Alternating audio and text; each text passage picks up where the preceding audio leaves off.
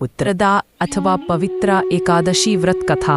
पुत्रदा एकादशी का महत्व तेजस्वी संतान और वायपयी यज्ञ का फल देती है। यह पवित्र एकादशी वर्ष भर के प्रत्येक मास में 2 एकादशी तिथियां आती हैं, एक शुक्ल पक्ष और दूसरी कृष्ण पक्ष में। जो भक्त एकादशी का व्रत पूरे विधि विधान से करता है, उसकी समस्त मनोकामनाएं श्रीहरि विष्णु शीघ्र ही पूरी करते हैं। भारतीय हिंदू संस्कृति में हर महीने की 11वां तिथि यानी एकादशी को व्रत उपवास किया जाता है।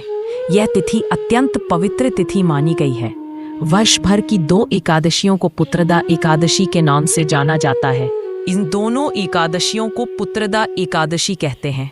अंग्रेजी कैलेंडर के अनुसार वर्तमान में पौष शुक्ल पक्ष की एकादशी दिसंबर जनवरी के महीने में पड़ती है, जबकि जुलाई अगस्त के महीने श्रावण शुक्ल पक्ष की एकादशी पड़ती है। इसे पुत्रदा एकादशी, पवित्रोपना एकादशी, पवित्रा एकादशी के नाम से जाना जाता है। इस वर्ष यह तिथि 21 अगस्त 2018 को मनाई जा रही है, लेकिन मतांतर से यह कई स्थानों पर 22 अगस्त को भी मनाई जाती है। महाराज युधिष्ठिर ने पूछा, हे भगवान, आपने कामिका एकादशी का महात्म्य बताकर बड़ी कृपा की। अब कृपा करके यह बतलाइए कि श्रावण शुक्ल एकादशी का क्या नाम है, उसकी विधि क्या है और उसमें कौन से देवता का पूजन किया जाता है। श्री युधिष्ठिर कहने लगे कि हे भगवान, श्रावण शुक्ल एकादशी का क्या नाम है, व्रत करने की विधि तथा इसका महात्म्य कृपा करके कहिए। मधुसूदन कहने लगे कि इस एकादशी का नाम पुत्रदा है। अब आप शांति पूर्वक इसकी कथा सुनिए। इसके सुनने मात्र से ही वायपेय यज्ञ का फल मिलता है। द्वापर युग के आरंभ में महिष्मती नाम की एक नगरी थी, जिसमें महिजित नाम का राजा राज्य करता था। लेकिन पुत्रहीन होने के कारण राजा को राज्य सुखदायक नहीं लगता था। उसका मानना था कि जिसके संतान न हो, उसके लिए यह लोक और परलोक दोनों ही दुखदायक होते हैं। पुत्र सुख की प्राप्ति के लिए राजा ने अनेक उपाय किए, परंतु राजा को पुत्र की प्राप्ति नहीं हुई। वृद्धावस्था आती देखकर राजा ने प्रजा के प्रतिनिधियों को बुलाया और कहा, हे प्रजाजनों, मेरे खजाने में अन्याय से उपार्जन किया हुआ धन नहीं है। न मैंने कभी देवताओं तथा ब्राह्मणों का धन छीना है, किसी दूसरे की धरोहर भी मैंने नहीं ली। प्रजा को पुत्र के समान पालता रहा। मैं अपराधियों को पुत्र तथा बांधवों की तरह दंड देता रहा। कभी किसी से घृणा नहीं की, सबको समान माना है। सज्जनों की सदा पूजा करता हूँ। इस प्रकार धर्मयुक्त राज्य करते हुए भी मेरे पुत्र नहीं है, सो मैं अत्यंत दुख पा रहा हूँ। इसका क्या कारण है? राजा महिजित की इस बात को विचारने के लिए मंत्री तथा प्रजा के प्रतिनिधि वन को गए। वहां बड़े बड़े ऋषि मुनियों के दर्शन किए।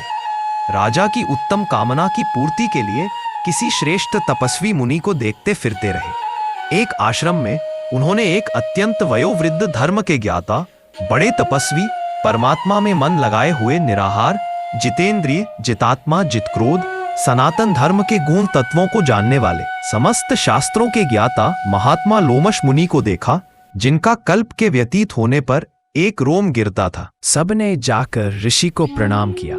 उन लोगों को देखकर मुनि ने पूछा कि आप लोग किस कारण से आए हैं? निसंदेह मैं आप लोगों का हित करूंगा। मेरा जन्म केवल दूसरों के उपकार के लिए हुआ है, इसमें संदेह मत करो। लोमश ऋषि के ऐसे वचन सुनकर सब लोग बोले, हे महर्षि, आप हमारी बात जानने में ब्रह्मा से भी अधिक समर्थ हैं। अतः आप हमारे इस संदेह को दूर कीजिए। महिष्मतीपुरी का धर्मात्मा राजा महिजित प्रजा का पुत्र के समान पालन करता है, फिर भी वह पुत्रहीन होने के कारण दुखी है। उन लोगों ने आगे कहा कि हम लोग उसकी प्रजा हैं, अतः उसके दुख से हम भी दुखी हैं। आपके दर्शन से हमें पूर्ण विश्वास है कि हमारा यह संकट अवश्य दूर हो जाएगा, क्योंकि महान पुरुषों के दर्शन मात्र से अनेक कष्ट दूर हो जाते हैं। अब आप कृपा करके राजा के पुत्र होने का उपाय बतलाएं। यह वार्ता सुनकर ऋषि ने थोड़ी देर के लिए नेत्र बंद किए और राजा के पूर्व जन्म का वृत्तांत जानकर कहने लगे कि यह राजा पूर्व जन्म में एक निर्धन वैश्य था। निर्धन होने के कारण इसने कई बुरे कर्म किए। यह एक गांव से दूसरे गांव व्यापार करने जाया करता था। एक समय ज्येष्ठ मास के शुक्ल पक्ष की द्वादशी के दिन मध्याह्न के समय वह जबकि 2 दिन से भूखा प्यासा था, एक जलाशय पर जल पीने गया। उसी स्थान पर एक तत्काल की बाही हुई प्यासी गाय जल पी रही थी। राजा ने उस प्यासी गाय को जल पीते हुए हटा दिया और स्वयं जल पीने लगा। इसीलिए राजा को यह दुख सहना पड़ा। एकादशी के दिन भूखा रहने से वह राजा हुआ और प्यासी गांव को जल पीते हुए हटाने के कारण पुत्र वियोग का दुख सहना पड़ रहा है।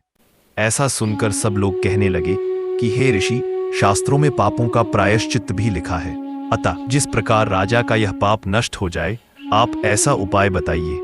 लोमश मुनि कहने लगे कि श्रावण शुक्ल पक्ष की एकादशी को, जिसे पुत्रदा एकादशी भी कहते हैं, तुम सब लोग व्रत करो और रात्रि को जागरण करो, तो इससे राजा का यह पूर्व जन्म का पाप अवश्य नष्ट हो जाएगा। साथ ही राजा को पुत्र की अवश्य प्राप्ति होगी। लोमश ऋषि के ऐसे वचन सुनकर मंत्रियों सहित सारी प्रजा नगर को वापस लौट आई और जब श्रावण शुक्ल एकादशी आई तो ऋषि की आज्ञानुसार सबने पुत्रदा एकादशी का व्रत और जागरण किया।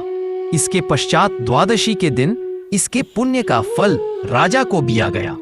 उस पुण्य के प्रभाव से रानी ने गर्भ धारण किया और प्रसव काल समाप्त होने पर उसके एक बड़ा तेजस्वी पुत्र उत्पन्न हुआ। इसलिए हे राजन, ओम जय जगदीश हरे, स्वामी जय जगदीश हरे। भक्त जनों के संकट, दासनों के संकट क्षण में दूर करे। ओम जय जगदीश हरे।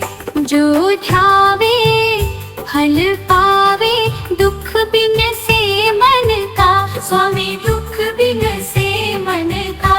सुख संपत्ति घर आवे, सुख संपत्ति घर आवे, कष्ट मिटे तन का।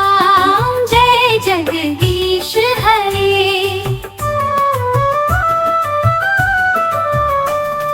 मात पिता तुम मेरे, शरण गहूँ किसकी, स्वामी शरण गहूँ मैं किसकी। तुम बिन और ना दूजा, तुम बिन और ना दूजा, आस करूँ मैं जिसकी। ओम जय जगदीश हरे। तुम पूर्ण परमात्मा, तुम अंतर्यामी, स्वामी तुम अंतर्यामी। पार ब्रह्म परमेश्वर, पार ब्रह्म परमेश्वर, तुम सबके स्वामी। ओम जय जगदीश हरे। तुम करुणा के सागर, तुम पालन करता, स्वामी तुम पालन करता। मैं मूर्ख फल कामी, मैं सेवक तुम स्वामी, कृपा करो भरता। ओम जय जगदीश हरे। तुम हो एक अगोचर, सबके प्राणपति, स्वामी सबके प्राणपति। इस विधि मिलो दया माया, तुमको मैं कुमति। जय जगदीश हरे। दीन बंधु दुख हरता, ठाकुर तुम मेरे, स्वामी रक्षक तुम मेरे। अपने हाथ उठाओ, अपने शरण लगाओ, द्वार पड़ा तेरे। जय जगदीश हरे। विषय विकार